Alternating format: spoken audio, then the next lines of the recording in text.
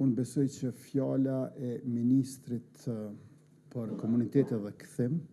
në mbledhjen e fundit të qeverisë së Republikës Kosovës mbi turistninën e tmerrshme që po bëhet mbi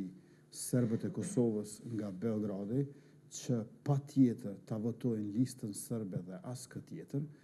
dhe masat që po i ndërmerr Serbia duke i përcjell edhe rrjetet sociale të secilit zyrtar shtetëror, të secilës figurë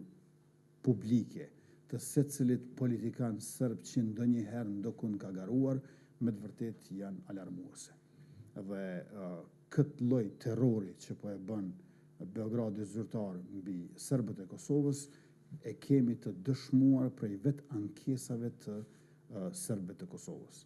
Kjo është një fenomen i cili ka marrë për masa të mëdha dhe të thella si asnjëherë më parë në këto vitet prej se unë jam kryeministër. Pra kur nuk ka pas kaq shumë trysni nga Beogradi, kërcënime, friksime, shantazhe, shkëputje të mjeteve të ndryshme financiare, ose të çfarëdo mbështetje që ata kanë marrë nga Serbia, ndonjëherë me kushtëzimin që të rreshtohen, thosë bëhet fjalë për ushtri në kohë të lufte në radhët e listës serbe. Në anën tjetër, ju e dini që Serbia mundohet që vazhdimisht të ketë elementet të saj nëpërmjet së cilës dëshiron të krijojë dualizma shtetëror brenda territorit tonë të Republikës, sa i përket funksionimit të institucioneve,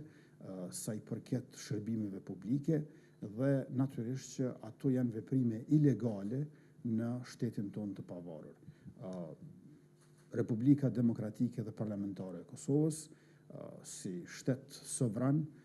i ka të ndara pushtetit, ne jemi ekzekutivi,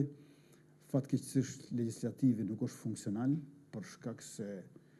do të kemi zgjedhje, por gjyqësori dhe prokuroria vendosin dhe veprojnë në mënyrë të pavarur, po ato e kanë mbështetjen e plotë të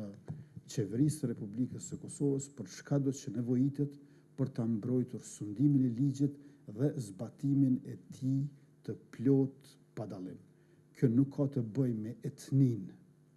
e asnjë qytetari që ndalohet, kjo ka të bëjë me dyshimet mbi veprimet e tyre.